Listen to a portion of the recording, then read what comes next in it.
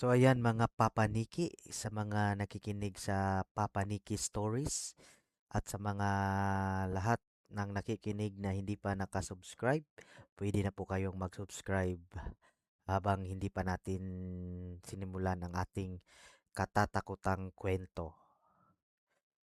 So bago ako magsimula pala, shout out pala ako sa aking jowa na natutulog ngayon kasi panggabi ang duty niya.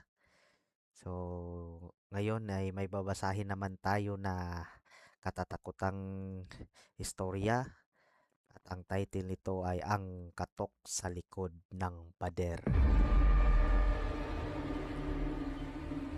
Matapos ang 10 taon na pag-iipon, sa wakas ay nakabili rin si Manuel ng isang lumang bahay sa probinsya ng Laguna. Bagaman kupas na ang pintura at may amoy ng lumang kahoy at alikabok. Para kay Manuel, ito ay simbolo ng kanyang pinagpaguran. Alas 11 na ng gabi habang nag-aayos si Manuel ng kanyang mga gamit sa kwarto sa ikalawang palapag. Ang tanging ingay na naririnig niya ay ang huni ng mga kuliglig sa labas at ang mahinang pag-atungal ng hangin na pumapasok sa siwang ng bintana. Biglang may narinig siyang mahinang tunog. Tuk, tuk, tuk. Huminto siya sa pagtiklop ng damit. Ang tunog ay nanggagaling sa loob ng pader sa tapat ng kanyang kama. Inakala niya baka may daga lang o gumagalaw na pundasyon dahil sa tanda ng bahay. Ngunit ang katok ay naging ritmiko, tila may sinusunod na kumpas. Lumipas ang 3 gabi, ang simpleng katok ay naging kalos. Parang may mahahabang kuko na dahan-dahang kinakamot ang semento mula sa loob. Isang madaling araw, nagising si Manuel dahil sa sobrang ginaw. Nang imulat niya ang kanyang mga mata, napansin niya may itim na likido na umaagos mula sa itaas na bahagi ng pader. Hindi ito tubig. Malapot ito, maitim na parang langis at may nabubulok na karne. Kinuha niya ang kanyang flashlight at tinapat sa pader. Doon niya napansin ang isang maliit na bitak na wala roon noong lumipat siya. Sinilip niya ang bitak. Sa loob ng kadiliman ng pader, may nakita siyang isang mata. Isang dilaw na mata na walang talukap, nakatitig sa kanya ng hindi kumukurap. Dahil sa takot, kinuha ni Manuel ang isang martilyo. Gusto niyang malaman kung ano ang nasa loob. Sa bawat hampas niya sa pader, naririnig niya ang isang boses. Isang mahinang bulong na parang galing sa ilalim ng lupa. Salamat sa pagpapalabas sa akin. Nang mawasak ang pader, hindi guwang ang nakita niya. Nakita niya ang isang kalansay na nakatayo. Ngunit ang mga buto nito ay hindi puti kundi balot ng maitim na ugat na tila tumitibok pa. Ang nakakatakot, ang kalansay ay walang bungo. Ang ulo nito ay pinalitan ng isang salamin. Nang tumingin si Manuel sa salamin na nagsisilbing mukha ng nilalang, hindi ang sarili niyang refleksyon ang nakita niya. Nakita niya ang kanyang sarili na nakahiga sa sahig, wala ng buhay at unti-unting kinakain ng parehong itim na ugat na nasa loob ng pader. Kinabukasan, ang bahay ay tahimik muli. Ang pader ay maayos at walang bakas ng pagkasira. Nang dumating ang ahente ng lupa para bisitahin si Manuel, wala siyang nakitang tao. Ang tanging natira ay ang tsinelas ni Manuel sa gitna ng kwarto. Habang paalis ang ahente, nakarinig siya ng mahinang tunog mula sa pader. Tok, tok, tok. Ngumiti ang ahente. Alam niyang may bago na namang nakatira sa loob ng mga pader ng bahay na iyon. Isang linggo ang lumipas. Ang ahente na nagngangalang Mr. Valdez ay muling bumalik sa bahay, dala ang isang grupo ng mga trabahador. Hindi sila naroon upang mag-imbestiga sa pagkawala ni Manuel, kundi upang pinturahan ang kwarto at takpan ang anumang mantsa na maaaring makita ng susunod na biktima. Habang nagpipintura ang isang trabahador na si Jomar, napansin niya tila laging mainit ang bahagi ng pader na nasa tapat ng kama. Sa kabila ng aircon at ventilador, ang bahaging iyon ay parang may sariling buhay. "Kuya Valdez, parang may naririnig akong bumubulong dito," sabi ni Jomar habang nakadikit ang tenga sa pader. Hindi sumagot si Valdez. Nakatayo lang siya sa may pintuan. Pinagmamasdan ang bawat galaw ng bata. "Hayaan mo lang yan, Jomar. Lumang bahay lang ito. Ang hangin ay pumapasok sa mga siwang." Ngunit hindi hangin ang naririnig ni Jomar. Ito ay isang boses na pamilyar, tila nanggagaling sa isang taong hirap na hirap huminga. "Tulong! Ilabas niyo ako! Ang lamig dito!" Dahil sa kuryosidad, kinuha ni Jomar ang isang pait at palihim na tinuklap ang bagong pintura sa likod ng semento. Hindi niya nakita ang mga itim na ugat, sa halip nakita niya ang isang makinis at kumikinang na salamin. Tumingin si Jomar sa salamin, ngunit hindi ang sarili niyang mukha ang bumungad sa kanya. Ang nakita niya ay si Manuel. Ang mukha ni Manuel ay nakadikit sa kabilang panig ng salamin.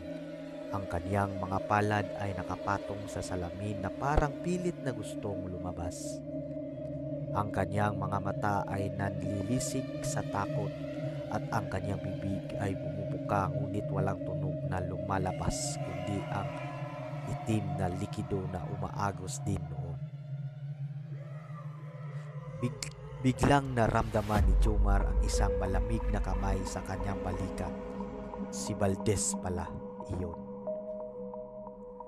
"Nakita mo na siya, di ba?" Mahinang tanong ni Valdez. Ang boses nito ay naging malalim at garalgal. Ang bahay na ito ay hindi naghahanap ng nakatira.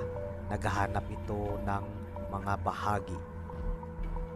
Ipinaliwanag ni Valdez na ang nilalang sa loob ng pader, ang kalansay na may mukhang salamin, ay isang sinaunang espiritu na kailangang magpalit ng balat tuwing kabilugan ng buwan. Si Manuel ang naging bagong katawan nito sa labas, habang ang kaluluwa ni Manuel ay nabilanggo sa loob ng salamin bilang pagkain. At ngayon, pagpapatuloy ni Valdez, kailangan ng salamin ng bagong mga mata. Bago pa man makatakbo si Jomar, ang mga itim na ugat ay biglang sumabog mula sa pader. Mabilis itong pumulupot sa kanyang mga binti at braso. Ang salamin sa pader ay nagsimulang lumaki, tila isang pintuan na bumubukas. Mula sa loob ng salamin, lumabas ang isang figura. Kamukhang kamukha ito ni Manuel. Suot ang parehong damit at tsinelas. Ngunit ang mga mata nito ay walang emosyon at ang bawat kilos ay tila isang puppet na hinihila ng pisi. Ang tunay na Manuel na nasa loob ng salamin ay napanood na lamang kung paano kinuha ng nilalang ang kanyang buhay at kung paano naman hinila si Jomar papasok sa madilim na guwang ng pader. Ngayon si Manuel ay malayang naglalakad sa bayan, bumibili ng pagkain at bumabati sa mga kapitbahay. Ngunit kung titingnan mo siya maigi, sa ilalim ng matinding sikat ng araw, mapapansin mong wala siyang anino. At sa loob ng lumang bahay sa Laguna, may dalawa ng pares ng mga kamay ang kumakatok sa likod ng pader. Tok, tok, tok.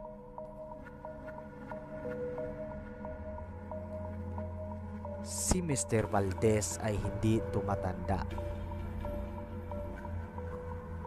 Kung titingnan ang mga lumang litrato ng bayan noon panahon pa ng Katsila, may isang lalaking kamukhang kamukha niya na nakatayo sa harap ng parehong bahay. Ang kanyang tunay na pangalan ay Don Facundo Valdez, ang orihinal na may-ari ng lupain. Noong huling bahagi ng 1800s, si Facundo ay isang sakim na asyendero. Upang mapanatili ang kanyang kayamanan at kabataan, nakipagsundo siya sa isang sinaunang espiritu ng lupa, isang hukluban. Ang kapalit, kailangan niyang magtayo ng isang bahay na may salamin na magsisilbing kulungan ng mga kaluluwa. Sa bawat taong nabibenta niya sa bahay, na daragdagan ng 10 taon ang kanyang buhay. Siya ang nagsisilbing tulay sa pagitan ng ating mundo at ang kabilang panig. Laging may dalang itim na pitaka si Mr. Valdez. Sa loob nito ay hindi pera ang laman, kundi mga maliit na piraso ng salamin. Bawat piraso ay may nakaukit na pangalan: Manuel, Jomar at marami pang iba. Kapag hinawakan niya ang isang piraso ng salamin, nararamdaman niya ang takot at tibok ng puso ng mga taong nakakulong sa pader. Ito ang nagbibigay sa kanya ng lakas para magmukhang tao at hindi mabulok ang sarili niyang katawan. Sa gabi, kapag wala nang nakakakita, tinatanggal ni Mr. Valdez ang kanyang suot na pustiso, piluka at contact lenses. Ang kanyang balat ay gawa rin sa manipis na layer ng semento at alikabok. Ang kanyang dibdib ay walang pintig ng puso, sa halip maririnig mo ang mahinang kalos at katok mula sa loob ng kanyang tadyang. Hindi ako nagbebenta ng bahay, bulong niya minsan sa isang biktima. Nag-aalaga lang ako ng sakahan at ang mga tao ang aking ani. Kasalukuyang nasa isang coffee shop si Mr. Valdez. Hawak niya ang isang listahan ng mga fresh graduates at mga taong naghahanap ng murang matitirhan. May nakita siyang isang pangalan. Ngumiti siya. Isang ngiting hindi umaabot sa kanyang mga mata sa kasing dilaw ng sa nilalang sa pader. Inilabas niya ang kanyang cellphone at nagsimulang mag-type. Good day. I have a very affordable property in Laguna. Perfect for your budget. Are you available for a viewing tomorrow?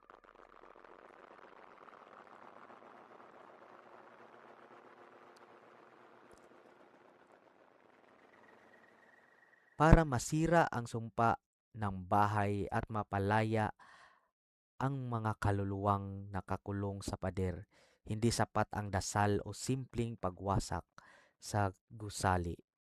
Ayon sa mga lumang tala na itinago ni Mr. Valdez, ang sumpa ay nakatali sa simetriya ng kamatayan. Hindi lahat ng salamin sa bahay ay sumpa. Mayroong isang inang salamin o mother mirror na nakatago sa pinakapundasyon ng bahay sa ilalim ng bodega. Ito ang nagsisilbing puso ng espiritu. Hindi ito pwedeng basagin ng bato o martelyo. Kailangan itong mabagsakan ng dugo ng isang taong kusang nag-alay ng sarili para sa iba. Ang sakripisyo ng pagmamahal ang tanging lason sa sumpang gawa sa kasakiman. Kapag ang dugo ay dumampi sa salamin, magsisimula itong magbitak-bitak. Ang mga biktima tulad ni Manuel at Jomar ay nawawalan ng lakas dahil ninanakaw ni Valdez ang kanilang mga pangalan sa pamamagitan ng kontrata ng benta ng lupa. Kailangan mahanap ang itim na pitaka ni Mr. Valdez. Sa loob nito ang mga piraso ng salamin na may mga pangalan ay kailangang ilubog sa agos ng buhay na tubig tulad ng ilog o sapa. Kapag nabura ang mga pangalan sa salamin, mawawalan ng kontrol si Valdez sa kanilang mga kaluluwa at babalik ang kanilang lakas para lumaban mula sa loob ng pader. Dahil si Mr. Valdez ay nabubuhay sa nakaw na panahon, ang kaniyang kahinaan ay ang sarili niyang tunay na refleksyon. Kailangan mapuwersa si Valdez na tumingin sa isang salamin na binasbasan ng abo ng mga sinunog na kasulatan, ang mga lumang kontrata niya. Kapag nakita niya ang kanyang tunay na anyo, isang mabulok at tuyot na bangkay mula 1800s, ang ilusyong nagpapanatili sa kanyang katawan ay maglalaho. Ang oras na ninakaw niya sa loob ng daan-daang taon ay sabay-sabay na darating sa kanya at siya ay magiging alikabok sa loob lang ng ilang segundo. Ngunit may isang malaking kapalit. Sa sandaling masira ang sumpa, ang bahay ay lalamunin ng isang void o kawalan. Ang lahat ng nasa loob nito, buhay man o patay, ay hihigupin bago ito tuluyang maglaho. Sinasabing may isang nakaligtas na biktima na sumubok nito, ngunit ang tanging naiwan sa kanya ay ang isang piraso ng salamin sa kanyang dibdib, kung saan maririnig pa rin ang tibok ng puso ni Mr. Valdez, naghihintay na muling mabuo.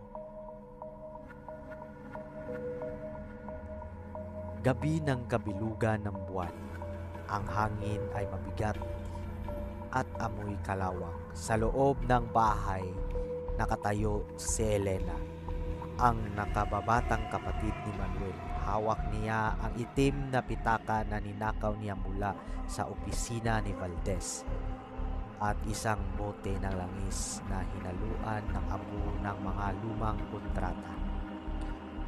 "Ibigay mo sa akin ang pitaka, Elena." Ang malamig na boses ni Valdez ay umalingaw-ngaw mula sa itaas ng hagdan. Ang kanyang balat ay tila natutuklap na parang lumang papel at ang kanyang mga mata ay naglalabas ng itim na likido. "Tapos na ang paniningil mo, Valdez," sigaw ni Elena. Binuhos niya ang langis sa isang malaking salamin sa sala at sinindihan ito. Ang apoy ay hindi kulay asol o pula, kundi puti. Mabilis na kinuha ni Elena ang mga piraso ng salamin mula sa pitaka. Isa-isa niyang binasa ang mga pangalan: Manuel, Jomar, Antonio. Habang binibigkas niya ang mga pangalan, itina itinapon niya ang mga ito sa isang timba ng tubig na galing sa malapit na sapa. Isang nakakangilong tili ang narinig mula sa loob ng mga pader. Ang simento ay nagsimulang mabitak. Ang mga itim na ugat ay naging abo. Sa likod ng mga bitak, lumitaw ang mga anino ni Manuel at ng iba pa. Hindi na sila nakakulong, kundi nagiging liwanag na silang pilit na humihila sa mga paa ni Valdez. "Hindi ka makakaalis dito," ugalong ni Valdez. Sinunggaban niya si Elena. Ang kanyang mga kuko ay bumaon sa balikat ng dalaga. Naaalala ni Elena ang unang hakbang, ang dugo ng kusang nag-aalay. Imbis na lumaban, hinila ni Elena si Valdez pababa sa bodega sa gitna ng dilim. Naroon ang inang salamin. Isang dambuhalang kristal na tila tumitibok.